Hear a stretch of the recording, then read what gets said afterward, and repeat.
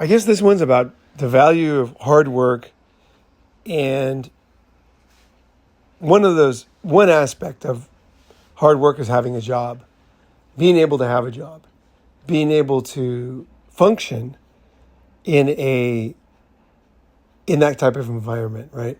And so I got this idea because I was talking to Sean, and he was telling me, like, a lot of guys, they see me as free and traveling the world, and they're like, yeah, I never want to have responsibilities. I just want to travel the world. I just want to be free. And yes, this is very much a large part of my life, but they don't realize, like, how fucking hard I worked when I was younger in jobs and in things that made me into who I became later, right? So for me, I had jobs in America. So I worked at the electronics store, and that was hard because it was just like stressful. Straight commission, every single fucking customer comes up, they're totally different. You just had every type of group come in our store, right? You just have a group of Indians come in, like family, very difficult to understand them. They were this is back in like the 80s, right? Early 80s. Indian families, they wanted a discount on everything. Like, it was tough to deal with them. And I was able to deal with them. I was able to deal with, a lot of people wouldn't help them back then. Like, I would go, like, they'd say, oh, I'm not going to help them. You help them. Because I was able to help the Indian dudes. Because they'd try to get discount with no box. Like, they would try to get, like, they just grind me. And I learned how to deal with all these different kinds of people, right? And I learned how to deal with bosses telling me what to do. I learned how to not steal. I didn't want to steal, but like my friends did, and they got fired. My friend Steve, I come to work one day. I'm like, how's Steve? And then my boss is like, why are you asking about Steve? I'm like, well, I always fucking ask about Steve. Like, how is he? He's like, oh, he goes, oh, he was fired for stealing. I was just like, oh my God. He got fired for stealing. Jeff got fired for stealing. What's the other guy? The druggie guy. He got fired for stealing. Bunch of people got fired for stealing I worked with. Because there was all this expensive gear everywhere. And it was like very, very loose environment. And it was super easy to take shit. Super easy. You could just walk out the back door. Like, because we had a car installation area. No cameras, nothing. You just basically, like, they would buy a bunch of boxes and you'd carry them out to their car. You could just put extra shit on there. Nobody, like, you could write a receipt up. You could write a receipt, right? And then you write like one TDK tape for 99 cents, right? And then you pull the receipt, and then on their copy of the receipt, you can write all the stuff they actually got. A bunch of stereo. Then nobody even checked. You were writing a receipt up, they were paying. That was enough. So you could steal for your friends, you could steal shit. And I was like, I was young, Of course I wanted free shit, of course, And I learned, like, oh, if you steal, because when I was young, I thought companies were not people, right? I'm like, doesn't matter, company, right? I won't steal from people, but company, right? But then when I saw, like, what happens when you steal from a company, I was like, wow, I don't want that to happen to me, fuck that, right? I'm like, man, and I realized how much I love this job, because Steve came up to me afterwards and he goes, man, I miss those days working with you, man. Working at Leo's, we had so much fun, and he just became a loser afterwards, He even won like a lawsuit, some fucking fake personal injury bullshit. He got a bunch of money, and he just spent all the money on stereos, and it was just so stupid. He ended up with nothing. The other guy ended up, I don't even know what happened to him. He went back to Oklahoma. He was fucked. He was totally fucked. Yeah, he was completely like he was all proud and confident. Next thing you know, he's like a worm. He'd like run away when you talk to him, like a rat. Yeah, like he totally changed. And I was like, oh, that's what happens to you when you kind of get caught. And I'm like, fuck. Okay, that's a good lesson, right? And then when people that were late, I learned about that. People that were not, what do you call it? Nice to customers. I learned that the customers have a lot of power, and they can go up and say, hey, that guy disrespected my wife. And then they would fire you, if it was true, right? They were pretty fair. My bosses were pretty fair. Like one time I said something wrong, and then guy tried to get me fired. And I was like really hungover too. I was super hungover. It was just before I went to AA. I was like fucking crazy hungover. And all I said to the guy was, he wanted to buy something that I thought was no good. And I was like, look, I don't want to be an asshole, but like, if you buy that, you're going to regret it, you know? And you should buy this. This other one's way better. And then anyway, he went to my boss. He goes, he said I'm an asshole. And then my boss, Dave, he was really smart. He goes, what exactly did he say? He goes, he goes right in front of him. He goes, I know, Paul. He goes, I've never heard him say anything like that to anybody. He goes, tell me exactly what he said. And he said, well, he said, I don't mean to be an asshole, you know, blah, blah, blah. And then he gave, you know, and then he was like, so he didn't say that. And then the guy's like, well, you know, and then he goes, I demand that he's fired or I'm not. He started yelling like the whole store was listening. He goes, I demand that he's fired or I'm not going to ever come back here again. And Dave just looked at the situation. He goes, sir, he goes, we don't need your business. And I was like, yeah. You know, he stood up for me. I was like, fuck yeah, you know. But that was because I was good to the store and I was good to him, right? Actually, we're still friends today. But when you work in companies, you, as a manager, he had to deal with something very difficult, right? Because most people would have chosen to fire me because it was easier. It was easier to fire me, you know. I wasn't holding the store up or anything. You know, it wasn't like without me they would fail. They had plenty of salesmen, right? He was just like, what's the right thing to do here? He was willing to fire me, for sure. You know, he had fired people before, you know. But he wanted to, I think he wanted a good team, right? Because if I got fired for nothing, you know, then like the other guys would be freaking out. Yeah. They'd be freaking out. Because they knew I always did my best. I was always, even though I was like really in heavy drinking time and everything, I made it to work. I always was like number 1 or 2 salesman. And I was going to school full time. And I was like working part time and I was beating the full time guys. Like I was really like, when I was out there, I was just like, I think I worked harder when I was drinking than when I did when I got sober. Because I wanted to prove something to the world or something, you know. Like, I'm fine, you know. Then when I went after I stopped drinking, I was like, I'm fine anyway, you know. Like, I don't even care. My grades went down when I got sober. Because, like, all of a sudden I didn't care. I kind of got red pilled when I got sober. Like, because yeah, that's actually a good point. When I was drinking, I thought, like, basically I knew, you know when you know you're wrong, you're always trying to make up for it. So I was always trying to make up for it. Because I knew I was, like, always kind of, like, just, I wasn't shaving, like, a lot of times, or, you know, I had wrinkles, you know, I was kind of, like, smelling, you know, of booze or whatever. So I was always kind of knew I was wrong, like a little boy knows he's wrong. I was always wrong. And I was young, too. I was, like, 21. So I always knew I was wrong, like, all the time. So then, because I was wrong in society's eyes, I tried my best to do what society wanted to make up for it, right? So I would pass classes and, you know, I was, you know, and then when it's like suddenly it was this huge red pill moment when I stopped drinking. Because all of a sudden I realized, why am I running around doing all these things? Like, why do I care about my grades? I'm like, I don't even care about my grades at all. I don't care about my grades. Like, why did I care about grades? All of a sudden it was just this nervousness. I just got to care about grades. I'm not saying you shouldn't care about grades, but I personally didn't care. The only thing I cared about was getting my degree because I was on a path and I was going to complete the path. It's like a mountain. You're climbing Fuji, you're going up to the fucking top, and then you're going to go down, right? It's just like that's what you do, right? And that's what I figured once I was in school, and I'm like, okay, I'll finish, but I no longer value this degree the same way I did before. You know, and then also I started traveling and I didn't value the job the same way. You know, I still did pretty good at the job, but I started going to Europe. I started seeing the world and realizing that there was so much more out there that I wanted to see. And I was like, I bet there's a lot more in Asia. You know, that's what I was thinking, you know. I was like, I bet there's a fuck ton over there. You know, it's cool.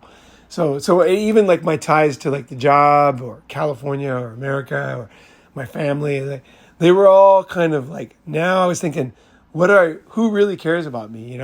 What do I really care about? So that was when I like really became red pill, really.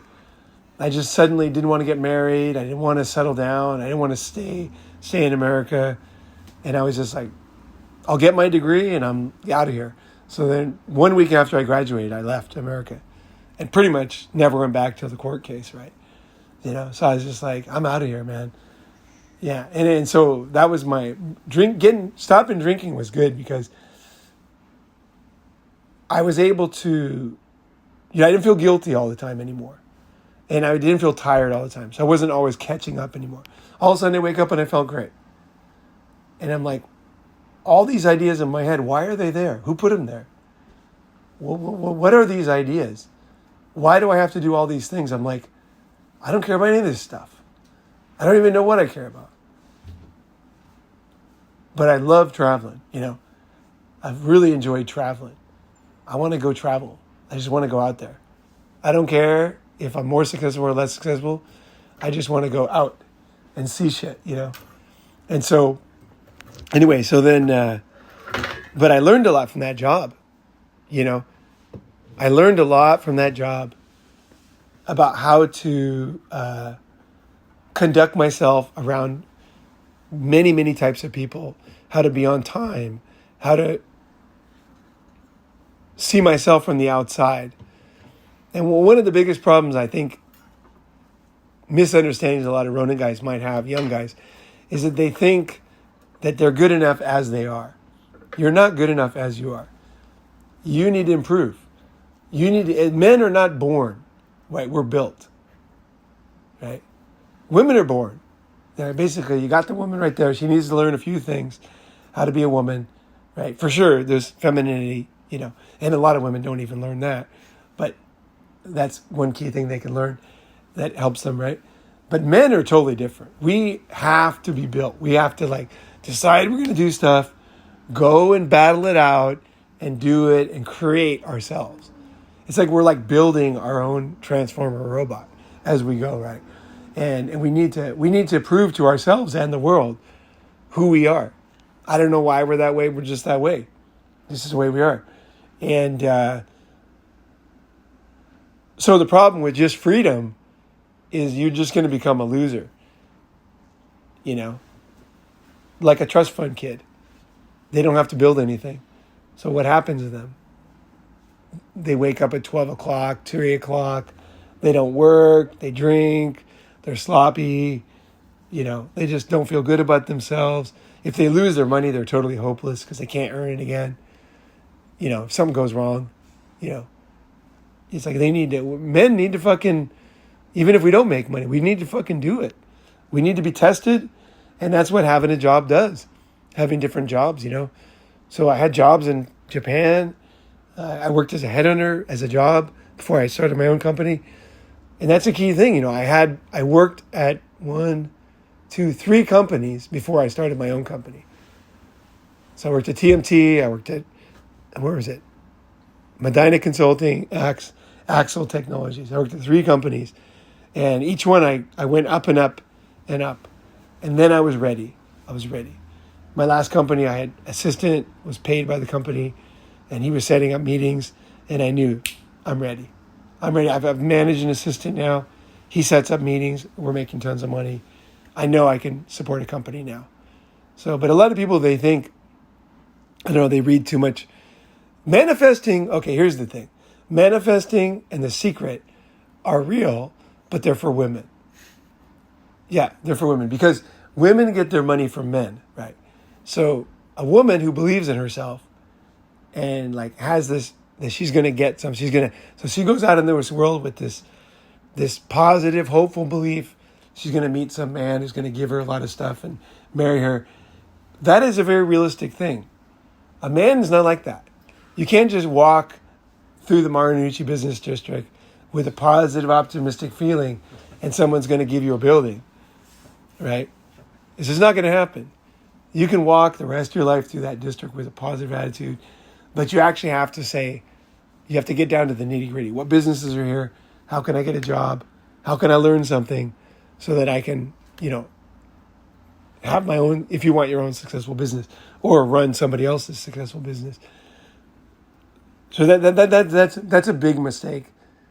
You need to work for somebody. It's the same as the military. You don't become a general on your own for hunting deer. You got to follow someone's orders. Someone tells you, charge that hill, and you got to charge that hill. Charge that hill, take that hill. And it's just more and more things. And then eventually you get a raise where you're managing a few guys, right? And then more guys, and then more guys. And you're building up those skills that you need to be a general, And there's so many guys, they think because they're red pilled, they're going to be generals. It's like, no, you have the basic skills you need, the set, right? You got the Play-Doh you need to make the pottery, but there's a lot of skill to make Chinese pottery. It takes extreme skill to get one of those beautiful blue and white, thin lacquer vases, right? I was in my woodshop class, and one of our classes, we made those things, and mine looked like crap, right? It's because I didn't have any training or skill. I just put the thing on there, and our fat teacher told us to spin it around, and it was all lumpy. My mom kept it, so I still can look at it. It's like, that's what you make when you don't know, right? Even though you're a great guy, you got all the skills you need. I mean, you got all the talent you need, but you need the training, right? So I think that's however you balance that. You'll say, well, that's contradiction. No, I will take a job anytime in order to learn something. So, when Groupon came to China, I got a chance to be a sales manager for them. And I hired over 100 Chinese, interviewed them in Chinese, trained them on sales in Chinese. And then we went out and we opened up, our job was to open up companies like Starbucks, which we did, McDonald's, hotel chains, Chinese hotel chains, large brands. That was our job. And we did. And that was a great job for me. I only worked there for 4 months. And I told them I wasn't going to work there very long. But it was when they first got there, they had a ton of money. And I was doing their office. And they needed a lot of things done. I said, I can help you with that. Because I knew I was going to learn a few key skills. I wanted to do things I couldn't do with a small company. So you say, what is that? Well, for example, media buys. A media buy is when you go to the media and you buy little ads, 18-second ads, 3-second ads, 10-second ads, 60-second ads.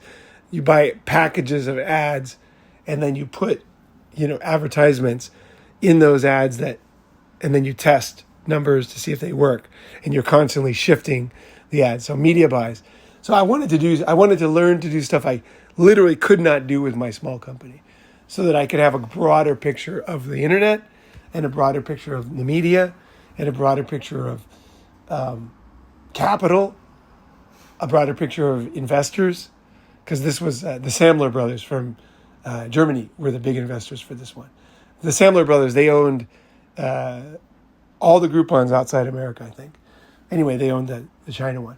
And so could see them in action, the way they thought. I knew they were very aggressive, these guys.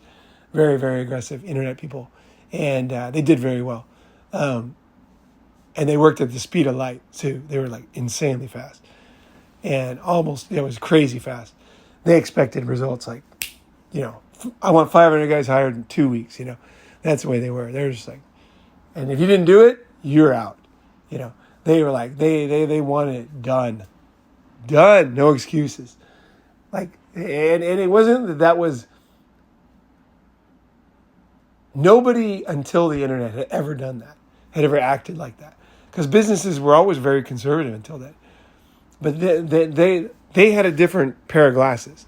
Their lenses that they were looking at the world they never told us at the time, but they were we need to build up China very big, very fast, even if we end up firing half the guys. Because the reason is that Groupon's going to go public in America in X months, and we want a huge presence in the largest, country in the world at the time, economy and everything, and internet economy, and we need to have a presence there so that the IPO does well, and then they can cash out, right? And so their vision wasn't, let's build a long-term company, let's get everybody slowly. But their vision, their thinking in some ways was very counterintuitive for me. And eventually it did fail, like in China. We did fail, but that was because of their own inability to negotiate with Chinese. They couldn't understand Chinese. The one mistake they made in China, they would not listen to us. They would not listen to China hands. And that was stupid. And in the end, I know the meeting that they blew China. I know 100% the meeting. They like tried to overpower this Chinese guy. And he was willing to work with people. But their attitude was just, and we were just like, don't do that. And they're just like, basically, we will bury you. And the guy's like, didn't say anything.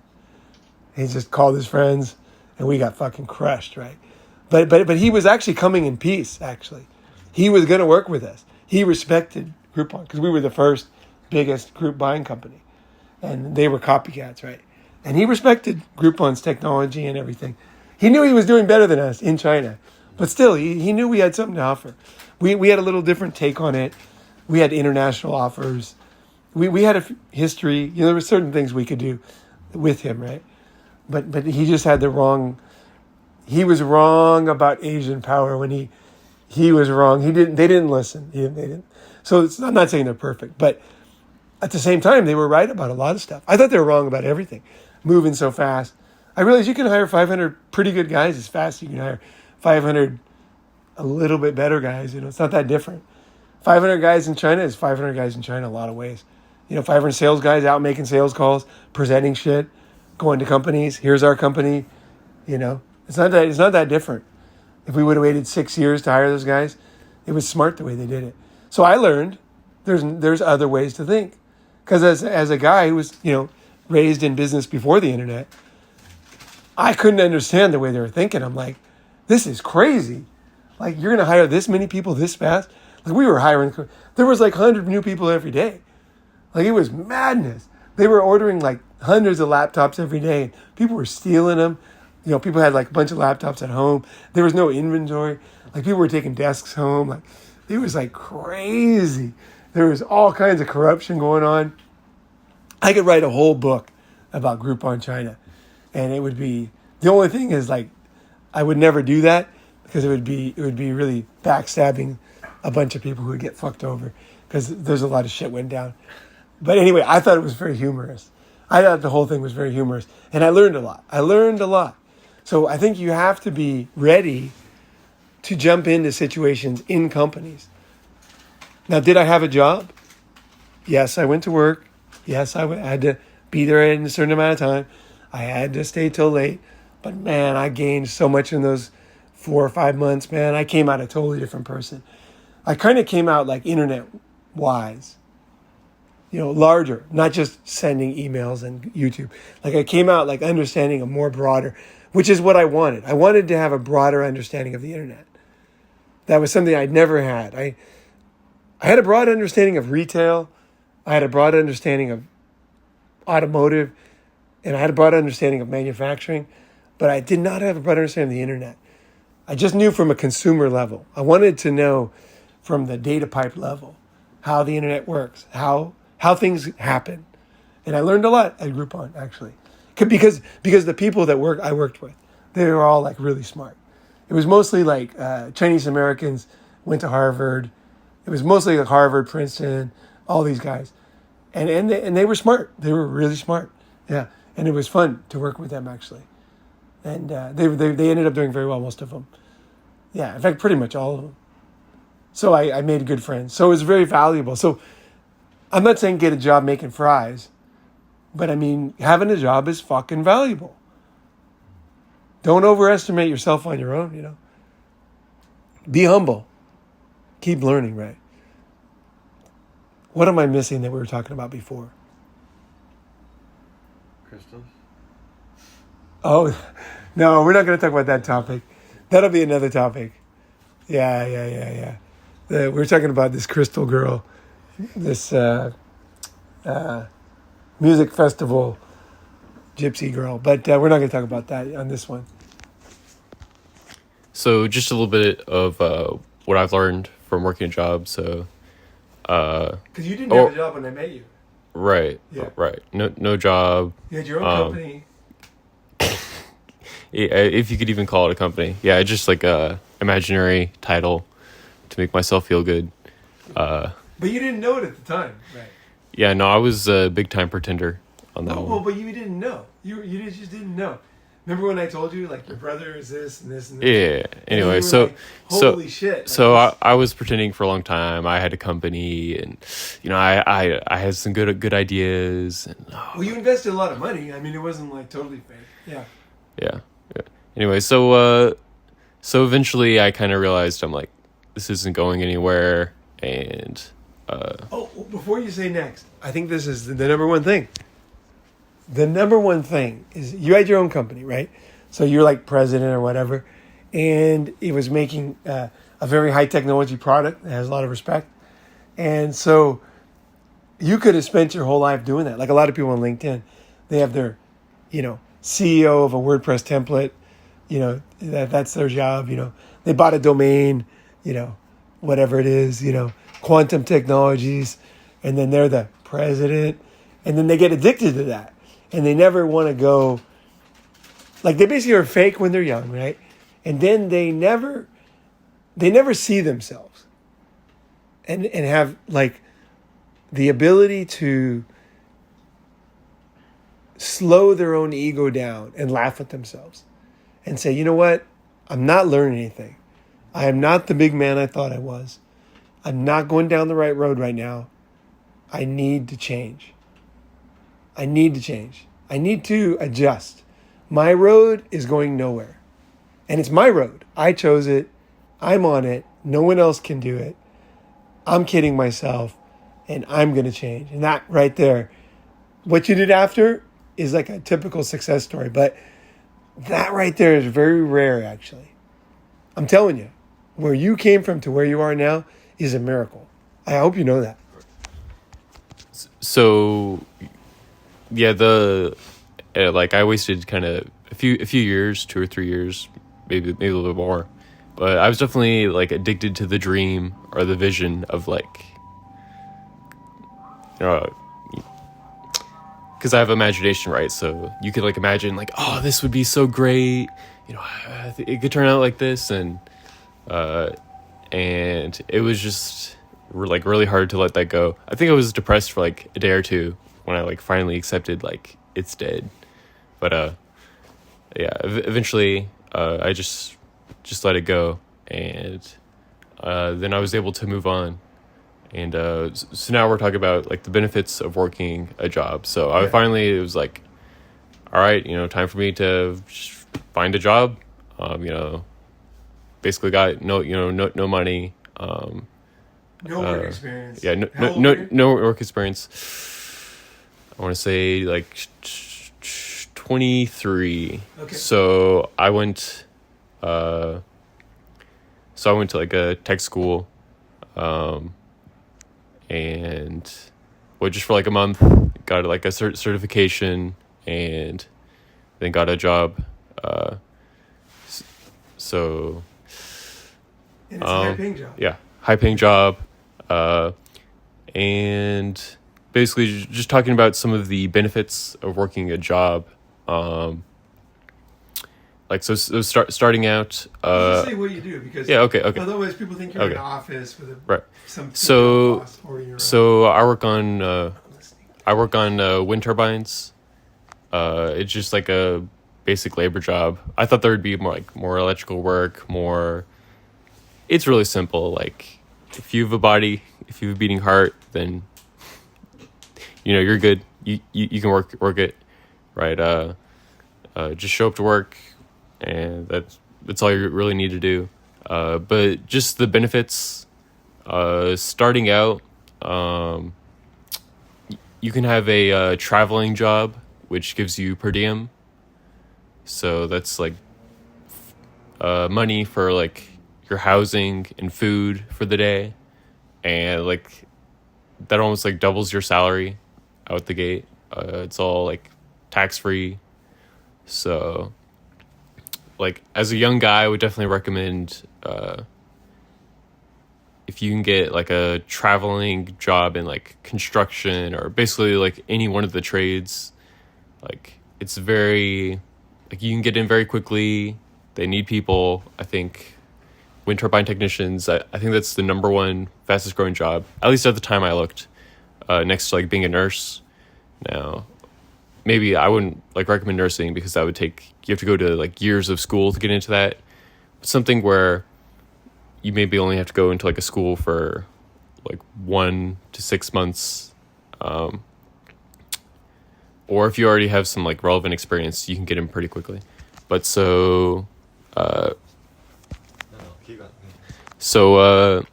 would say the per diem, I mean, and then this, you can just get a lot more money than you think pretty quickly doing something like that.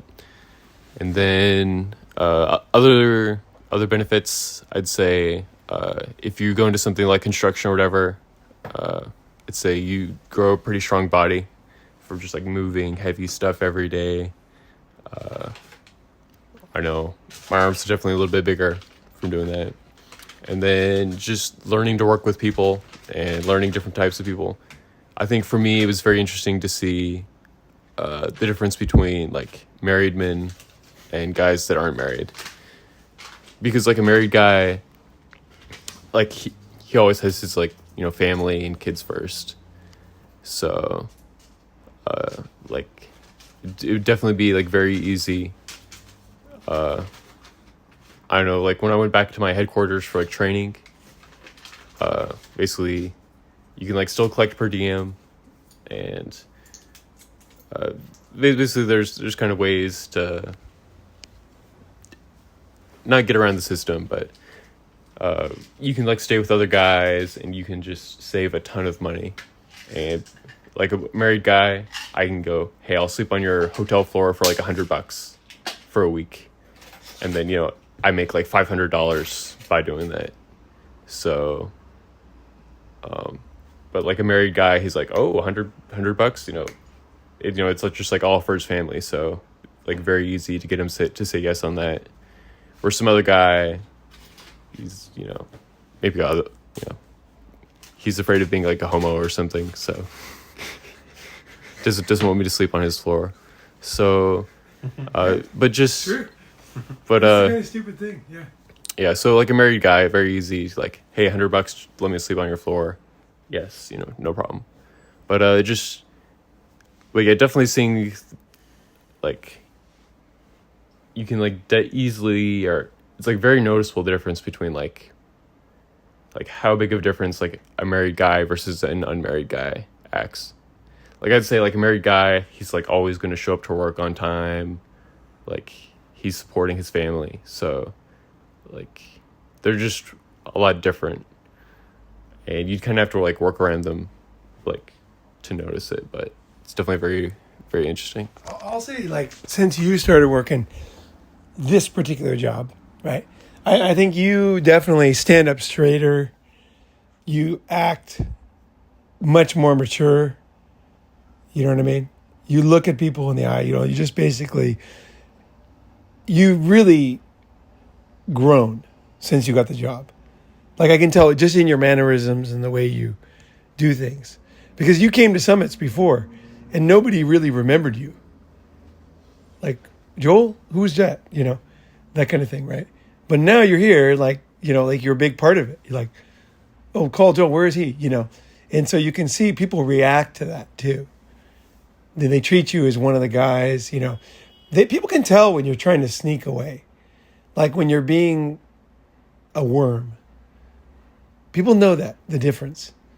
And someone's like part of it. Like, hey, I'm in this thing. You know what I mean? I'm here. And then people treat you differently, right? So you act differently and people treat you differently. And that's a great thing. And then even if you don't keep working there, you will have learned those skills. Now, of course, if you never have another job and you end up doing something else that's not good for you, it will degrade over time. And it could even get worse where you like when you kind of like always at the bottom, you don't notice it, you're at the bottom. And then you get up and then you realize when you go down again, you realize you were kind of up for a while there. So it's kind of like it's a rat wheel. to be a man. You know, it's really like the next step. What's my next thing I need to do? What's the next thing I need to do? You know, you've got a lot of things going on, right? You're trying new shit. You got your new shirt on. You know, you look different. You know, you tried a new haircut. I think that's good too. Even if you don't like it, you tried a new haircut, you know, and it's a more, I think it's good because did you always have that same haircut when you were younger? No, I've had like the same haircut my entire life. That's what I mean. I could tell. Like my brother, yeah. When you cut your hair and go with a new cut, there's something about that. It's just some kind of like letting go of the past. It's like, fuck that guy. You know what I mean? Like fuck all that shit. You know, it's good. It's good. It's good to kind of like, at least to realize you don't need it. Like at the very least, you don't need those glasses, you know? Like you just don't need them. You just don't need a lot of the bullshit that you're doing. You can go and move on, try something new. One of the best things I did when I was younger was I got a mohawk. Or not a mohawk, sorry. Not a mohawk. Flat top. I got a flat top. And I had never had any kind of different hair. Like that was my first, like I saw a guy with a flat top and I thought he looked cool. And I thought, I'll get a fucking flat top, right? So I went and got a flat top. And then I was like shocked, you know, that I looked totally different, right? And then I was like, I thought, someone said, you should be a model, right? So we went and took all these pictures on the beach. And then I got a job modeling some surf wear or something, you know. And then I just got confidence in myself. I got a few bucks, right? But it was like all of a sudden I was like in a whole new world. I'm doing what I fucking want. I'm no longer the same person. Like fuck that same guy, you know. It's like when my ex threw my clothes away. You know, I had this girl who threw all my clothes away, everything. Like I had other suits, shoes, jeans, like my favorite jeans, like shirts from Tokyo, like, you know, valuable shit, like the shoes from, like I had some Prada boots, you know, like that I had gotten on sale. They were like 80% off. They were really cool. And they were tough, you know. They were almost like punk rock boots. Yeah, they were fucking great, actually. But I had all these things that I had kind of like grown attached to. And then she threw them away. So like all of a sudden I had no clothes. Like in my 50s, I got no clothes. And then I just rebuilt my whole wardrobe from the thrift store when I was back home the last 3 years.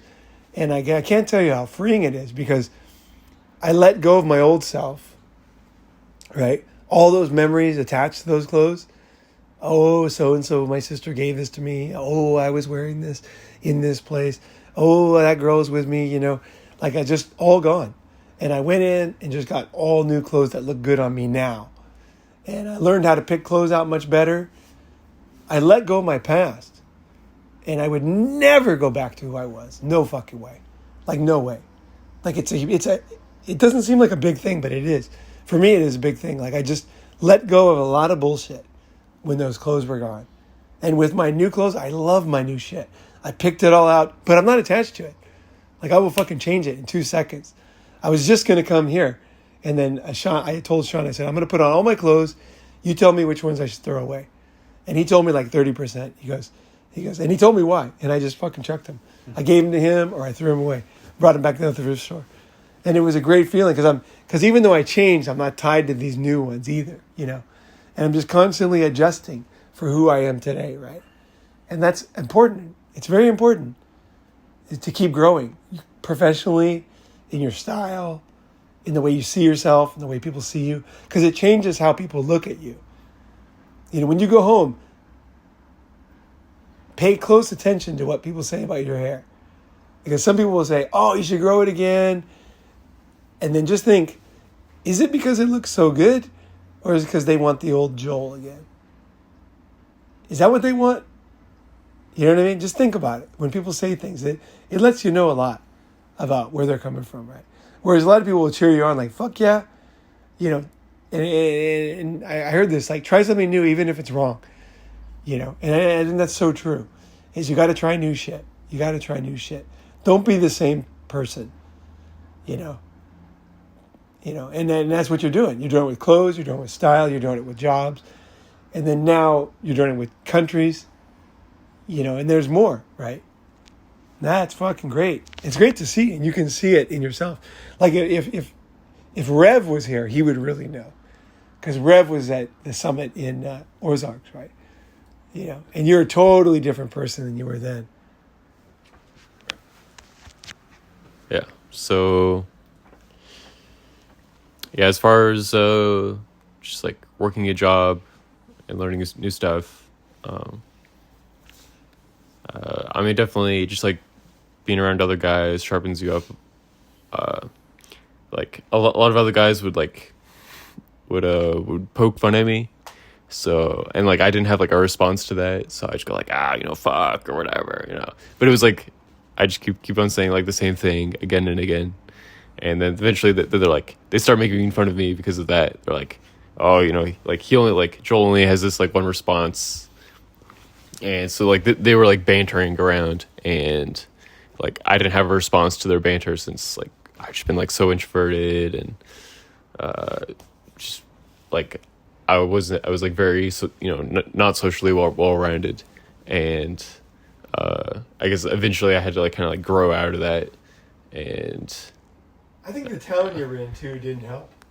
Right, and so where you were in the Midwest, right. It was like it wasn't conducive to meeting. Anyway, but people. So there's that. Like I can just say like socially, I grew a lot just by going out, working with other guys, and then as far as like the job, I said, so if you have a traveling job, you get the per diem money, which is nice, but also as a traveling job is like usually you're at a site for, we'll say like 3 to 8 months. It depends on where you're going, but you do get to travel around. So the local site techs you're working with are different at each site. So you're meeting like lots of new people, you're moving around the country, and you're just getting to see a lot. And then more than that is like each site you go to, like there's a different vibe at each site. So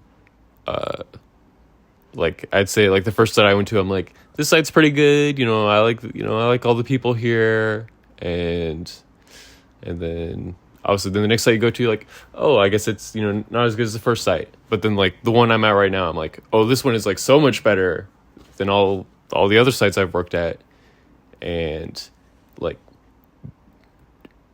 I'd say like the first site I went to I thought was pretty good, but without like actually traveling around and working at like different workplaces, like you'll never really know like how good it is or how bad it is without like traveling around. So I mean, it's just like, for instance, say if you worked at McDonald's, if you worked at like 100 different McDonald's, you'd be like, oh, well, this one or these 5 had like the best manager, best energy, but all the others were just garbage.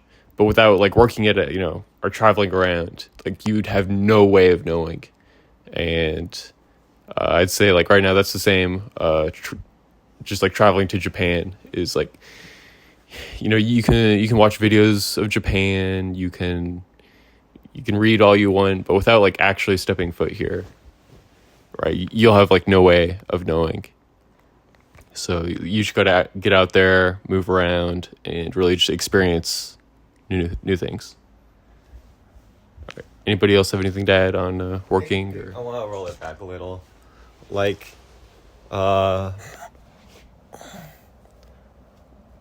when you said like guys were like kind of messing with you a bit, I don't think they were doing it out of maliciousness. It's just how guys act. But they're just banter. Yeah.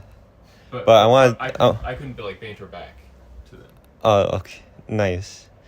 I want to tell this to the guys that are like out there right now that can't really like accept that. Like for me growing up, like I didn't really know what it was that my own brother was roasting me. I thought he was just being mean all the time. Yeah. So I just got like pissy and stuff, and then like Sean helped me realize, and then just like looking into it, it's like when they banter and make fun of you, it means that like they care for you in like some way. Right. And then like if they didn't like really care for you, they wouldn't say anything. Like you wouldn't even come off into their like points of awareness. So Yeah, we roast So- people. yeah, And it's because we want them to get better. right. Exactly. It's like Yeah. like at first I hated getting roasted. Now I'm like getting roasted is pretty fun. Yeah. Yeah. Yeah. It's a gift, you know, Yeah. when your friends roast you, you know. Yeah, and I wanted to add to that too, where it's like, if you're working a job and you're not getting along with people, then it means that like you really have to do like deep work on yourself. Because the people there are just going to be them who they are. You're not going like help them out by like trying to change them in any way. The only people that you can change is yourself. And the best way to do that is like you actually have to be reflecting on yourself and your actions every day, if not like every hour.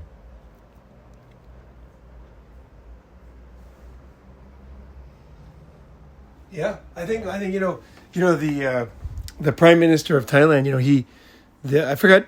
I think it was Thaksin, one of the older prime ministers. He made his kids work at McDonald's, right?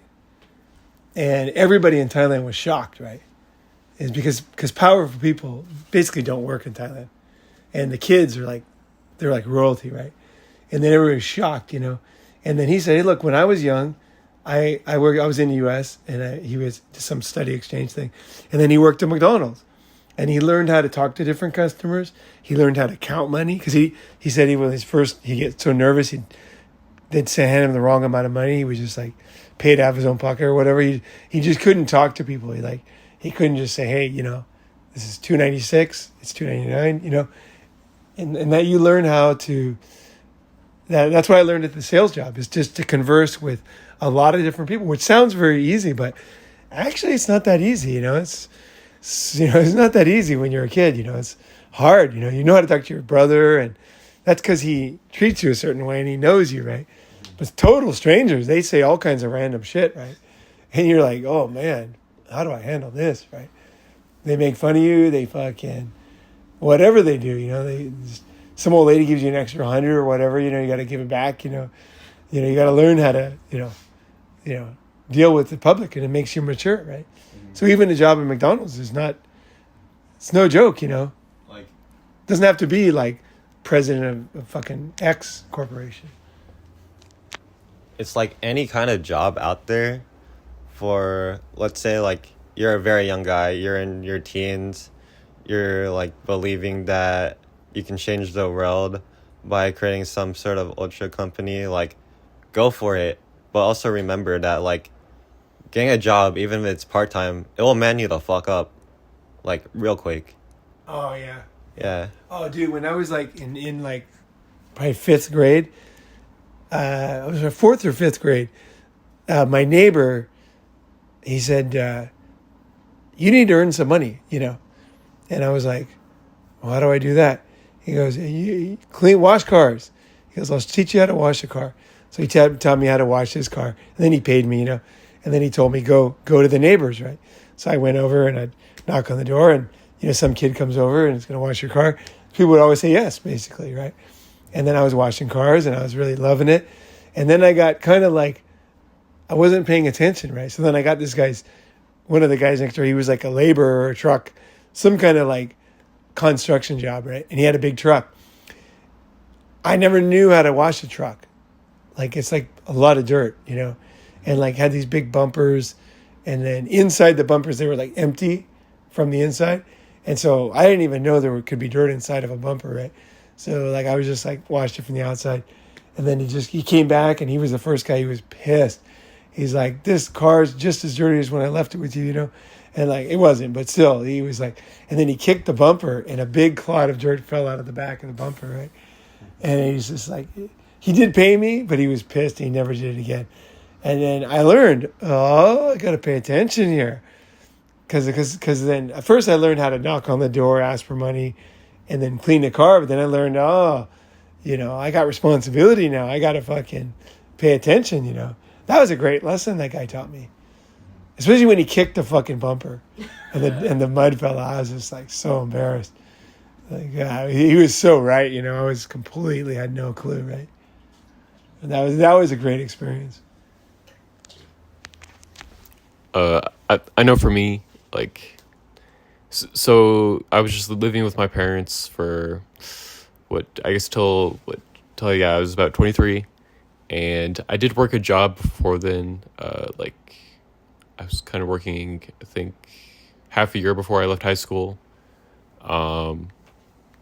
But it was just like, it was all right. It wasn't super high paying, and like basically, even though I had some job before, like I didn't really feel like a man. Like that was definitely a thing for me. It's like, and I was like still living with my parents. Like I just didn't feel like a man, and even when like I quit that and went to go do my imaginary business, like there was still the feeling of like I'm not a fucking man, and Something was missing. yeah, like something is missing, and yeah,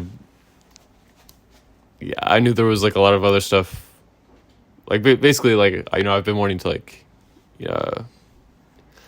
bone girls and do other stuff, but I've just been lying to myself really hard on that, but part of it was like I knew it wouldn't even be possible because I'm just like living with my parents. Like I'm like, where am I going to take them? Right, it's just not going to happen. But mainly there was just like the big thing of like, I'm not a fucking man. I'm living with my parents. Like if you're in that situation, you just know you're like, this is what I'm doing. So definitely getting out of the house and like actually making some fucking money, like that fucking feels good as far as like manning up.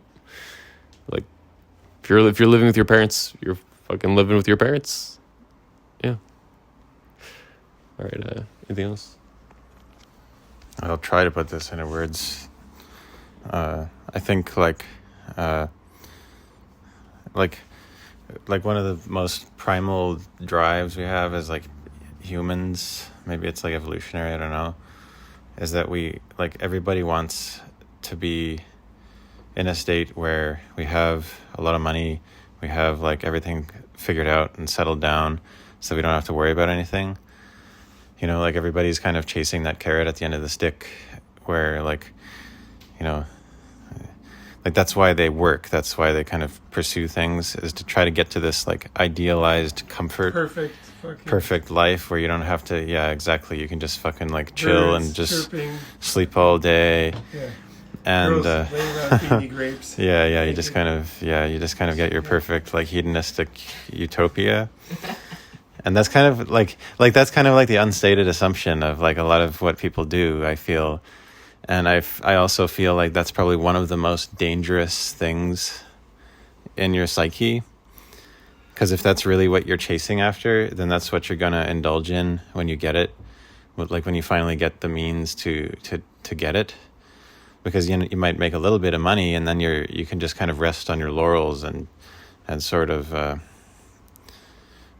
chill for a while, right? And that's what everybody kind of says they want to do, or at least for me, like that's my like very deeply ingrained tendency is to try to like, you just want to find like some dark hole where you can just kind of not be bothered by anybody.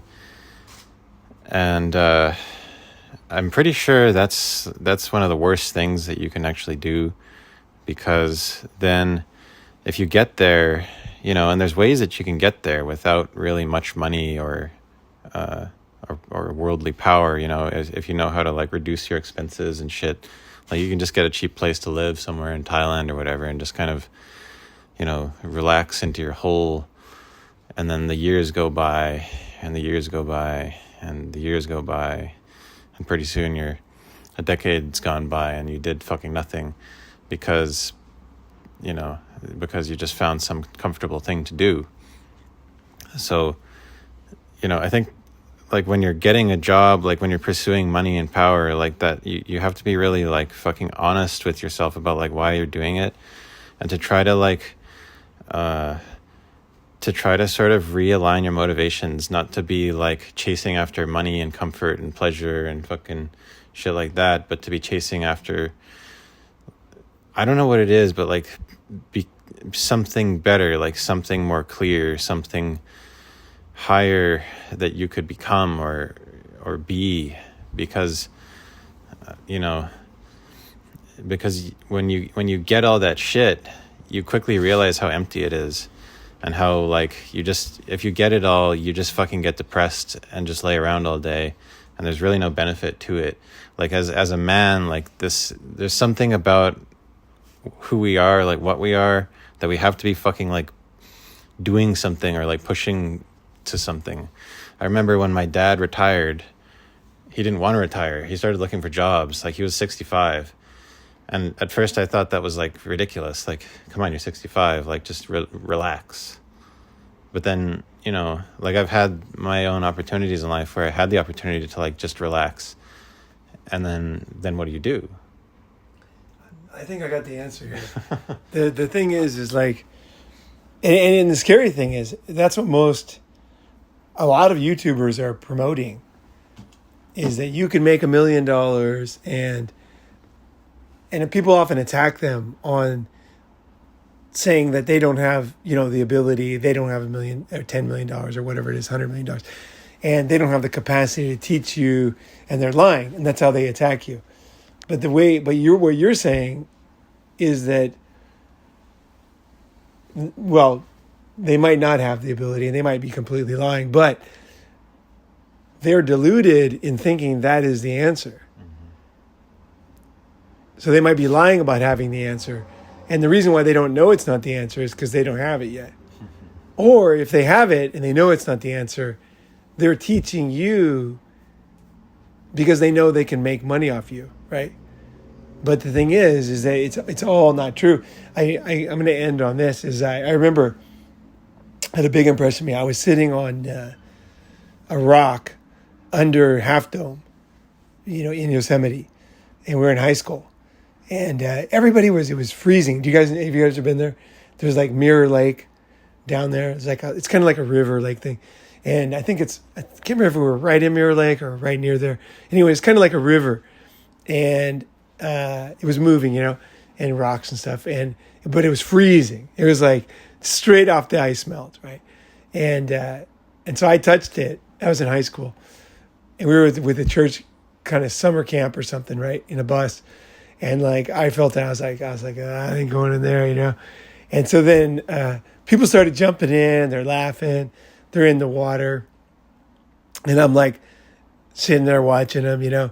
And I was just all sweaty from being in the bus, and just didn't feel great, you know. I'd been eating McDonald's. I remember I had like 2 Big Macs, you know, and you know, and I'm sitting there, you know, I was just watching in the water, and they were like, jump in.